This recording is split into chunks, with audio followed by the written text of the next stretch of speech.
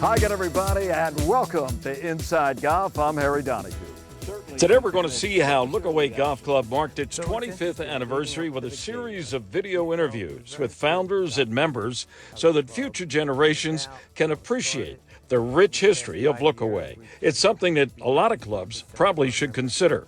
And we'll take a look at the semifinals of the BMW Golf Association of Philadelphia Amateur Championship. And we'll find out who made it to the finals. That's next on Inside Golf.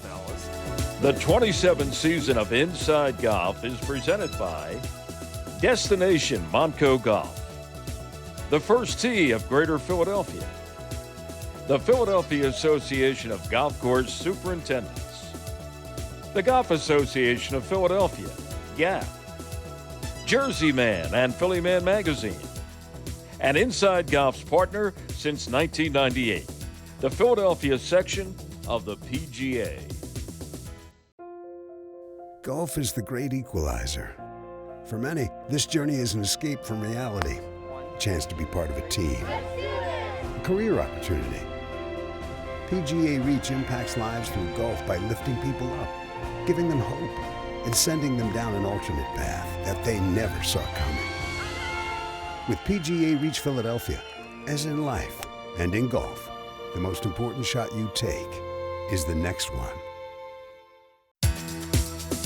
Welcome back to Inside Golf. You know, 25 years ago, a group of golf enthusiasts opened a golf course on a Buckingham Bucks County property, which for years had mostly been a dairy farm. It was 1999, and their dream for a special place and a challenging, aesthetically spectacular 18 holes of golf had finally come true.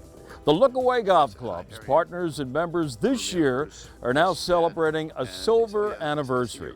And to mark the occasion, they created a video which archives some of the struggles the original founders experienced and how finally their idea became a reality. It is a record that future partners will respect and learn from. And it's also something that a lot of other golf clubs may want to consider. I noticed in the questions that, was there any point in this thing when you thought the project was dead? It was trying to get these land deals together, and the one that I thought was killing us was across the street. After we met with Sally Swanson about would she be willing to consider selling her backyard, she said, yeah, we would entertain that, but you're not going to get anywhere with the guy across the street. He's a hermit. He walks around over there with a shotgun. I pulled the pickup truck in, and Harry suggested I turn it around in case we had to make a fast exit. Got out of the truck. I left my driver's door open. And Harry, who's a larger catcher than I am, he went up the stairs, and I figured if I stayed behind him, if the guy came out, Harry would take the brunt of anything, and I would run to the truck. And I was going to the door, and this door just explodes with look like monster dogs. What do you want? I said, well, I'm here with, I turn around, he's in the truck. And Harry says, well, we're here just to talk about possibly developing a golf course. And all of a sudden this image comes for you can see him coming toward the door. And he says, well, I play golf.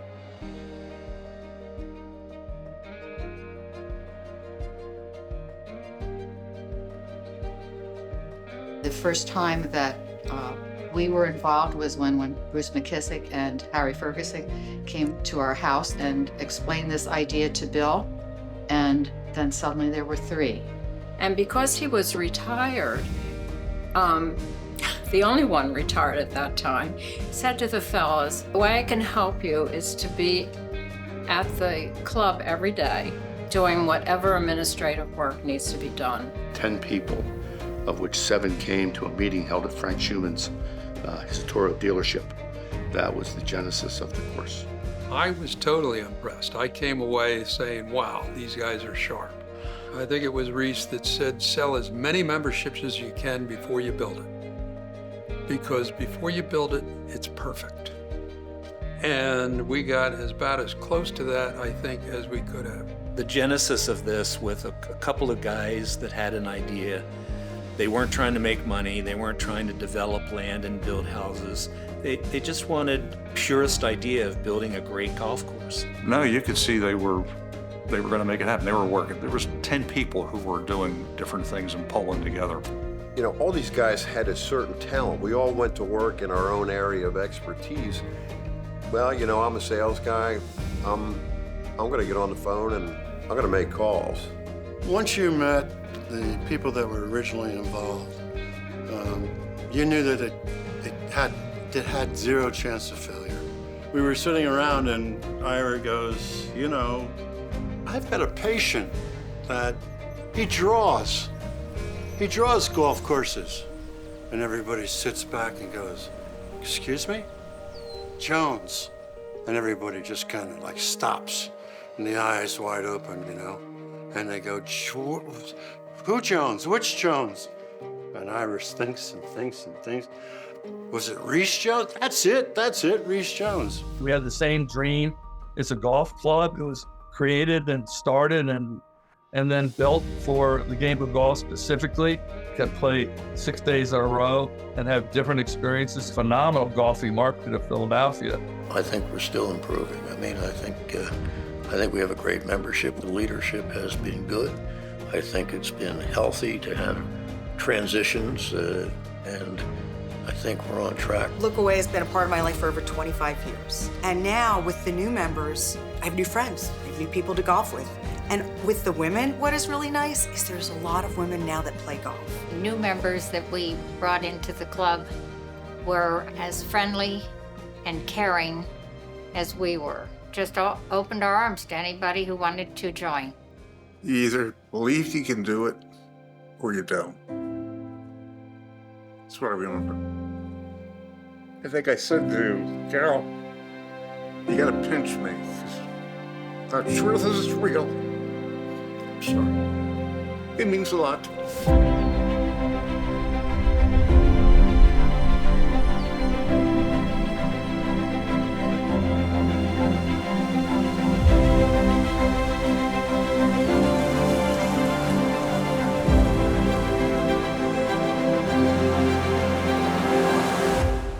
What a wonderful production. Our thanks to OM Media, Oscar Michaels. He's the man that put it all together. And here's the man that probably is going to benefit as much as anybody. He's the president in his first year as president of Lookaway, Jim Clark. Jim, great to see you again. Thanks for having us, Harry. Oh, pleasure. Beautiful day. Beautiful. Well, what a video, huh? You had a chance to show this a couple weeks ago, the 25th gala for the partners and members here at Lookaway, and that was part of the evening. I don't know if it was entertainment. It was certainly informational. What was their reaction? So it's interesting. Leading up to the gala, we felt it was very important to document how the club came about, how it started. In the past 5 years, we've turned over maybe 50% of our membership, as you would expect. And it was very, very well received. Many of the members didn't know the history or the background. And we really wanted to showcase how the founders put this together. It's such a unique story. I watched the video for the first time and they said, what do you think? And I just went, beautiful. And you know, you could put this in a book or have a written word about it, but I feel like the emotion it evokes from watching it and seeing how much they cared and the vision they had for these 25 people to come together and take an old dairy farm and make it into this. It was just a beautiful story. You know, a lot of clubs have had the foresight of archiving certain bits of the history of their club. And now in this, shall we say, digital and video age, everybody's used to just picking up a phone and watching a video, you know, whether it's some crazy demonstration or whatever, a piece of history. And going forward, right, think of future generations here at Lookaway, not necessarily yourself and other partners and members that are here who are relatively close to 25 years ago. How about the ones that are 50 years away? That's a great point. And what we wanted to do is that video you saw was the result of interviewing all the remaining founders at very lengthy, and we put it all together. So it's not just that one that we have for the club. We have the videos of all the founders, probably 15 to half-hour segments talking about how it came about, but more importantly, what it meant to them. And to see them reminisce about how it came about. I'll be honest, it was very moving to me watching that. I'm sure it was. It was very moving for them to tell the story. Yes. Do you have a favorite part of that video, personally, for you? I believe it is when Harry's describing going to the one place and the dogs are at the door. And Bruce had the foresight to back in just in case they needed a quick getaway. And he says to the guy, "I'm here with," and the guy's gone. That one made me laugh. I thought that was really special. And what was interesting, they both had the same version of the story, and they weren't interviewed at the same time. Well, congratulations. Thank you. Thanks for having on us. 25 years, Yep.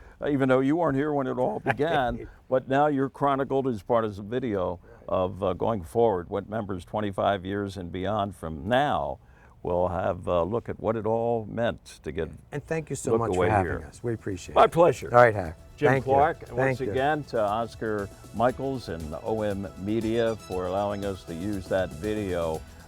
He's a guy that a lot of clubs probably should be talking to. He's very, very good. Stay with us. More to come here on Inside Golf. Hi, Tony Salucci with the Beacon Group of Companies. If your company has between 50 and 500 employees enrolled in your health insurance plan, there's a really good chance we can reduce your costs significantly and increase the benefits employees receive. How do we do it? We put you together with several thousand employers of a similar size across the country so your company can get amazing buying power. Schedule a conversation with one of our employee benefits specialists today at mybeacongroup.com. The Golf Association of Philadelphia. Founded in 1897, GAP is the nation's oldest regional or state golf association.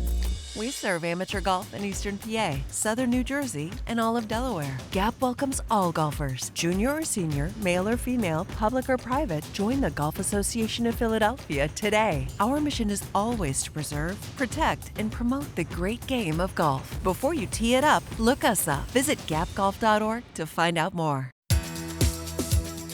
Welcome back to Inside Golf. Recently, they held the semifinal round of the BMW Golf Association of Philadelphia Amateur Championship. And here's a look at who made it to the next round, to the finals, to see who would be the amateur champion of 2024. With all those details, here's GAP's Marty Emido. The semifinals of the 124th BMW Philadelphia Amateur Championship sported an intriguing dichotomy.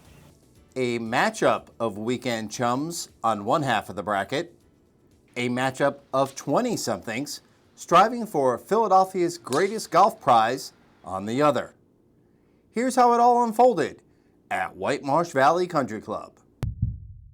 Aaron Frick of Lulu and Mark Miller of Philadelphia Cricket Club frequently crossed paths during weekend games. Friendly, however, turned foe in the amateur semifinals. Frick, a Drexel University alum, clung to a 2-up lead through 14 holes against Miller, who won the Philadelphia Open Championship in 2007. He's fun to play with on the weekend game because it's easy to get sloppy on the weekend and just hit it around. Mark's always grinding no matter what we're playing for, $1 or out here. And So you knew what you were getting yourself into with this afternoon match? yeah, I think he talked to us for the first 2 holes, and then at one point he said, we'll be friends later. The tension mounted on the match's 15th hole. Frick's drive found the right rough, a decent destination on the par 4 421-yard test. Miller strategically played his tee ball onto the adjacent 3rd hole. With honors, Frick selected a short iron and unexpectedly, shanked it. Miller approached the ball in the fairway he thought was his. Luckily, he checked the markings before realizing his drive was 20 yards right of where he was. Miller would win the hole with a par. If he hadn't checked the ball, in match play he would have lost the hole and the match would have been dormy. On the par 3, 161-yard 16th, Frick tightened the proverbial vise. After a 6-iron didn't carry the false front and rolled all the way back down the hill into a divot, Frick extracted a pitch to 8 feet. He buried a treacherous left-to-right slider to go 2 up with 2 to play. Miller didn't go away easily. He may not be the most talkative of fellas, but his game speaks volumes. Miller won number 17 with a birdie, getting up and down from long of the green. Frick's tee ball was a little nervy and found the left trees. He was swimming uphill the whole hole. On number 18, a par 4 measuring 468 yards, Whitemarsh's tremendous finisher, both players went left off the tee. Frick's 200-yard approach bounded long. Miller's second shot, some 50 yards closer, finished on the right side of the green. Their positions made for a pressure-packed finish. Frick played a delicate chip to 8 feet below the hole, but couldn't rescue par. Miller suffered a similar fate. Navigating the 18th green proved perilous. 3 putts provided a bogey. Matching 5s made Frick the victor, 1 up. I mean, my game, like I said yesterday, hasn't really been too sharp lately. And I really haven't played too much competitive golf, so to be in the finals, like I said, I'm surprised, pleasantly surprised. On to the other semifinal we go, where a former Gap Junior Player of the Year in Austin Barbin of Chesapeake Bay collided with a relative Gap newcomer in Jake Haberstumpf of Ledge Rock Golf Club. Barbin won the 6th hole with a routine par following a Haberstumpf 3-putt bogey. He also claimed the par 3 119-yard 9th in impressive fashion. Barbin narrowly jarred it for his first career ace, leaving a 9-iron about a foot short from the hole. He made the turn 3 up. A bit of an anomaly occurred on the par 3 197-yard 12th. Honestly, just like my hand slipped off the club and almost felt like it was like a shank almost. It was like a thin, heely shot. It kind of was caught me by surprise. I haven't hit one of those, and I don't know. The next hole showcased Barbin's semifinal medal.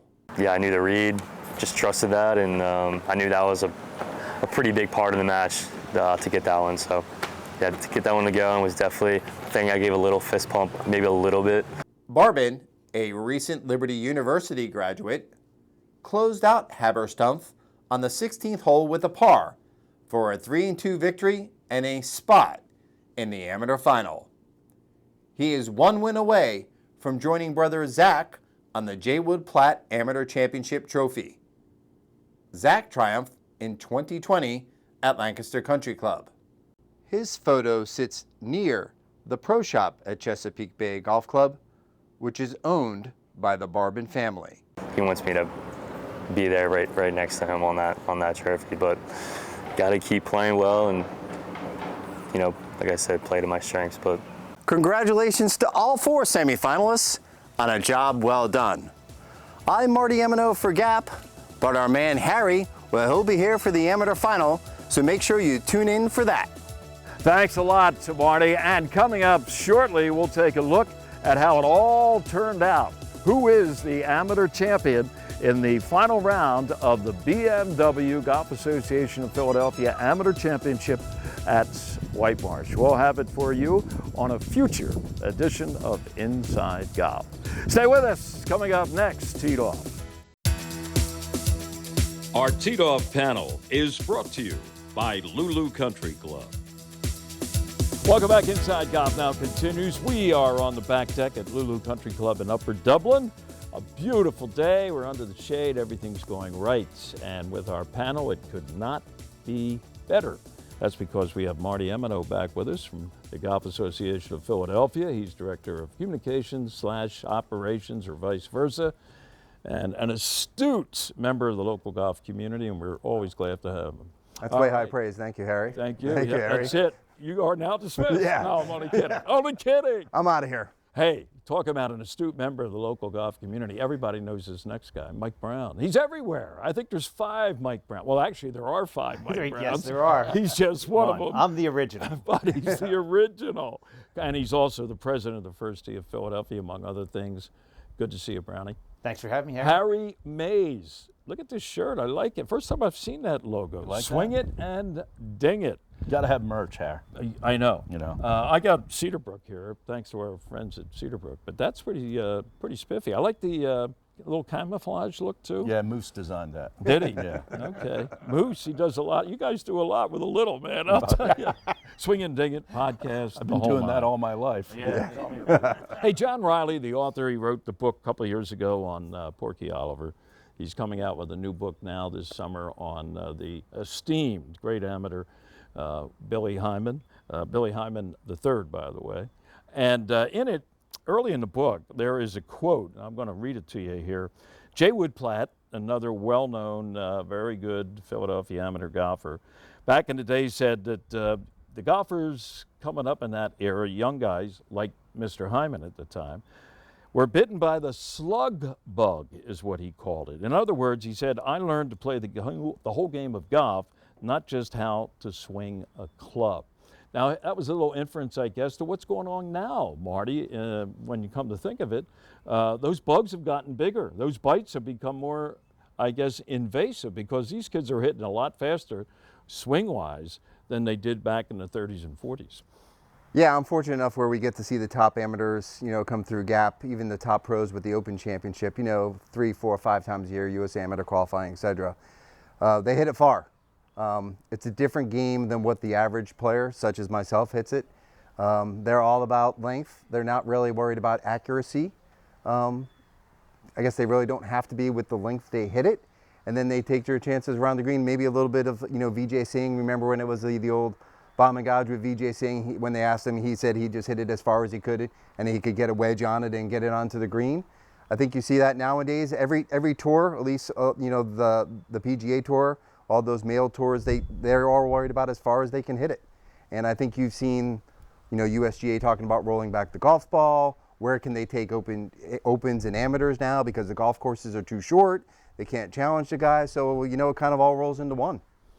Mike, you've been playing golf how long? Since you were a kid? Since a across kid, the street from Walnut Lane? 52 years. Fence member at Walnut Lane, right across from the first green there.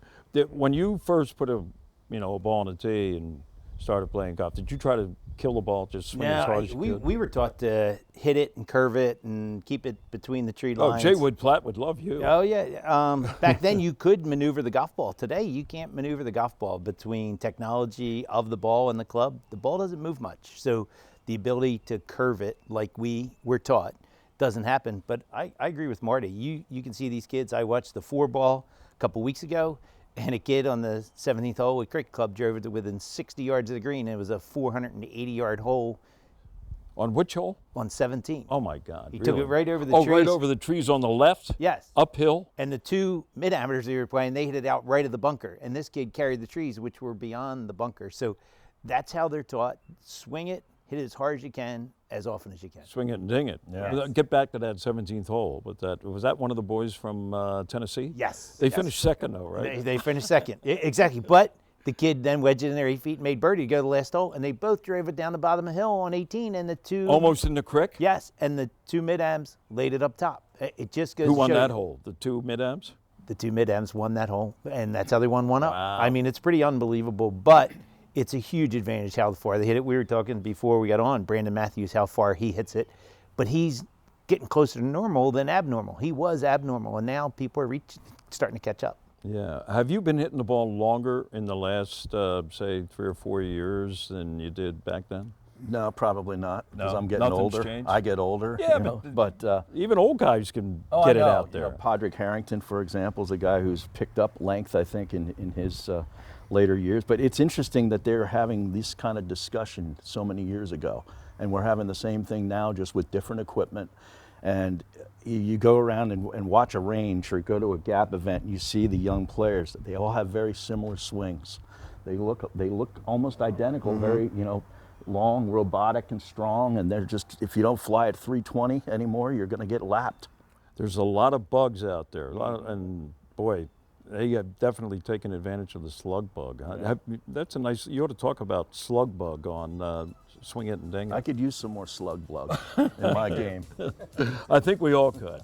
Gentlemen, thank you. We'll be back more of Inside Golf coming up in just a moment. When you vacation in Montgomery County, PA, your money worries get a vacation too. Oh, you gotta get your value. Feel free to explore the soldiers' huts. Free?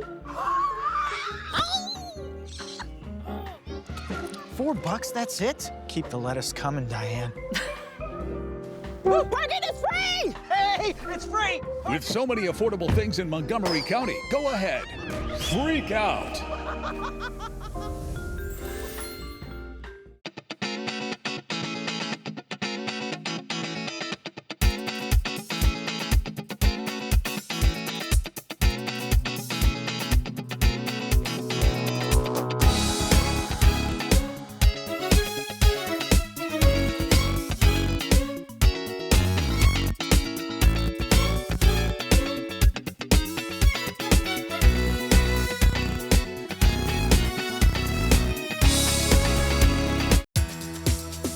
That's going to do it for this week's edition of Inside Golf. Thanks to the folks at Lookaway for sharing that video of their Keeping the History book at Lookaway, now 25 years old. And also to Marty Emino and the folks at Gap for running down what happened in the semifinal round of the BMW Gap Philadelphia Amateur Championship. Don't forget, in a future edition of Inside Golf, we'll see who won it. Was it Austin or was it Aaron?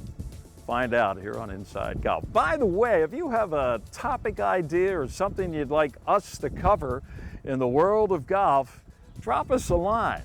And the best way to do that is to just send us an email at insidegolftv@gmail.com. I'm Harry Donahue. Golf's a wonderful game, isn't it? Thanks for joining us. We'll see you next week here on Inside Golf.